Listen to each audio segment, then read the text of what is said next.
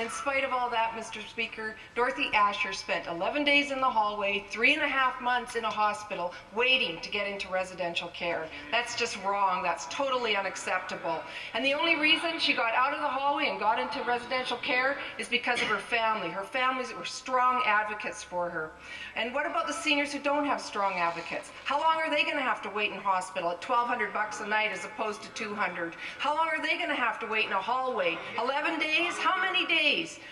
What we need in this province is a seniors advocate, Mr. Speaker. There's a bill on the order paper. We don't have to wait for months, perhaps years, before the minister. We need a seniors advocate that balances out the services to the collective group of seniors and not divides them down the middle based on a pension paycheck. Let's get the minister to stand up today and say, yes, he'll cooperate with the opposition, and let's get the seniors advocate in now.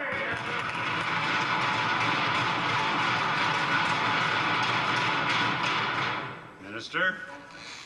Like I said, I can go out to the homeless shelter and I can pick out senior people sitting in wheelchairs that have absolutely nothing. Absolutely nothing. A bag. Mr. Speaker, what I said a couple of weeks ago, I will repeat for the members' benefit.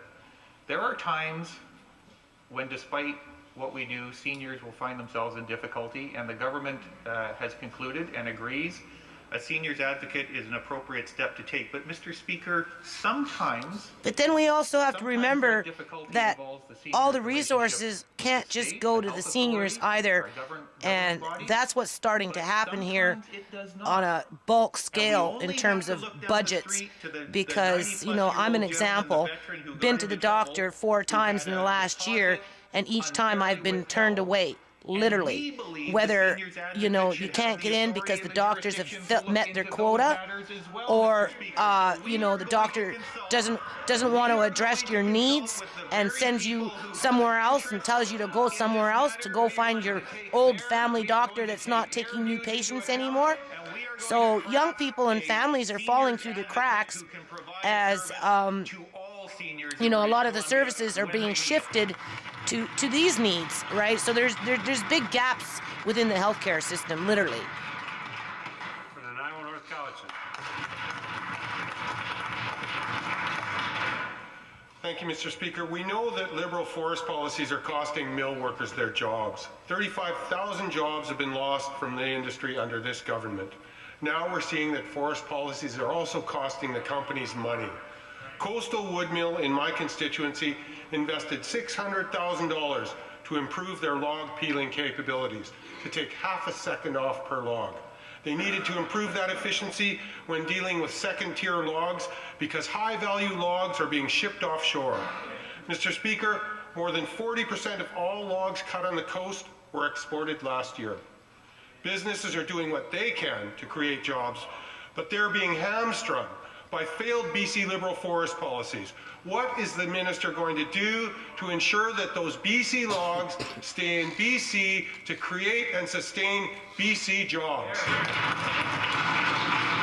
Well, let's all run off to the dollar store and go spend $30 a month there for, you know, garbage that ends up out in the bush somewhere, you know, after it gets thrown in the garbage.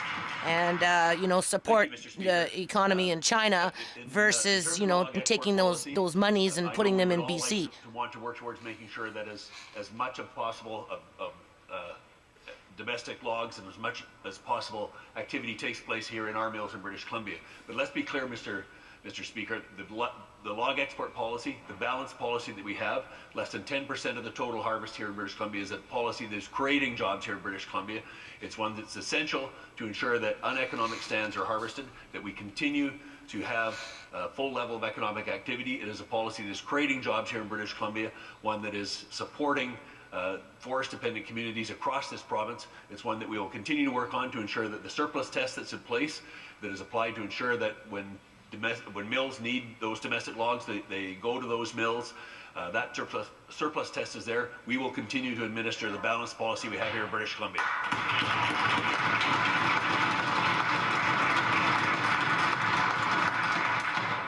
Member has supplemental. Thank you, Mr. Speaker. Well, that's just not working for BC workers or BC companies. The minister told the House last May that there was a review underway to see if the quote balance was right around raw log exports. As near as I can figure, that's the third review. After the last two reviews, raw log exports actually increased. Hans de Visser from Coastal, he's the manager, said he'd add another shift if he could get the wood. And he says if things don't change, he'll be run out of business. That's the BC Liberal no jobs plan in action, Mr. Speaker.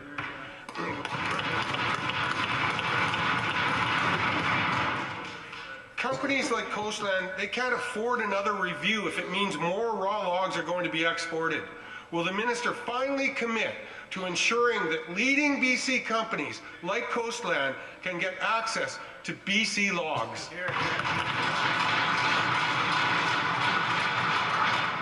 Minister. Thank you, Mr. Speaker. Let's be clear. What the policy currently provides for, it ensures that in this market, uneconomic stands are harvested. That is creating logs for both the export market and for the domestic market. That's the balance that's in place. Harvest levels are up. Forest product exports are up $9.95 billion. Lumber exports are up 7.3 million cubic meters, over $1 billion in sales. That's the equivalent of 18 mills. That's the equivalent of 9,000 jobs here in British Columbia. That's what's keeping people employed. It's ensuring that we have the balance to ensure that those uneconomic stands are harvested, to ensure that we get the full range of harvesting activity. It's the policy that is creating jobs for loggers, for truckers here in this province. It's one that we will continue to administer. And as I said, less than 10% Today is of the February total harvest 27, in British Columbia 2011. is log exports. Sorry, February 27, 2012. Riverside South. Thank you, Mr. Speaker. Last Tuesday, I raised the issue of how mismanagement of a resource in Twin Flower Creek watershed is impacting ranchers in the Big Creek area. Randy Sogstad, whose ranch I was talking about, was watching Question Period with other ranchers facing the same issue. They were so happy that their issue had made it into the legislature and they were hoping for some answers. Imagine how horrified they were when instead the Premier Rose delivered a cheap political attack, sidestepping a serious issue that is threatening their livelihood. My question is to the Minister of Forest and Lands. Will he do what the Premier wouldn't do and cut the showboating and the phony answers and work with the ranchers in the Big Creek area to ensure their needs are being met?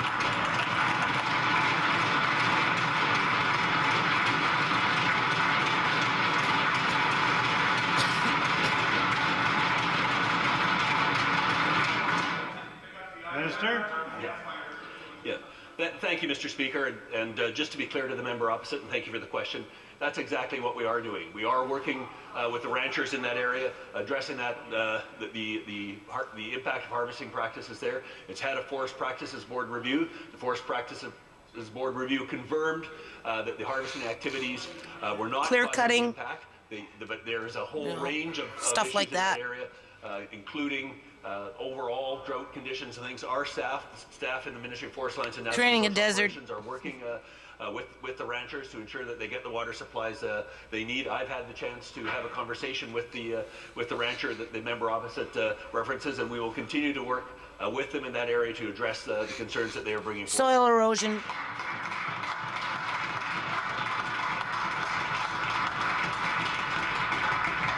Member has supplemental.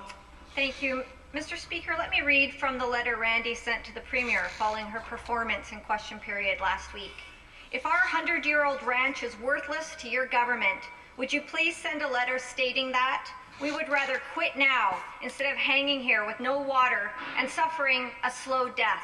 Mr. Speaker, this case has been subject to 2 Forest Practice Board reports with recommendations that were ignored. Nothing has been done.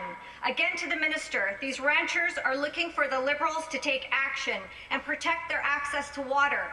I have their phone numbers right here. Will he call them today and help them find a way to move forward?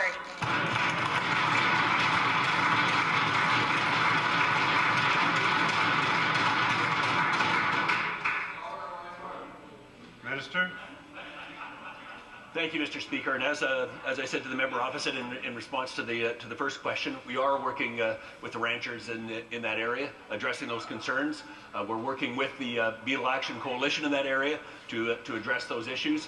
As I've said, I've had a conversation with the rancher. I'm prepared to have another conversation with him if that would help, and I'm quite prepared to continue the dialogue. We had a very informed discussion when I had the opportunity to talk to him. I will continue to do that. And as I said, our staff in Ministry of Forest Lands and Natural Resource Operations are continuing to work with the This ranchers guy's in a that new area. guy. We recognize He the just got importance elected in. of the ranching I don't in remember Calgary, ever seeing him. British Columbia, You and we'll know, continue to work unless with he the was ranchers in that area to elected make sure in that they have a a couple viable of years future in ago that when region. I wasn't watching this stuff.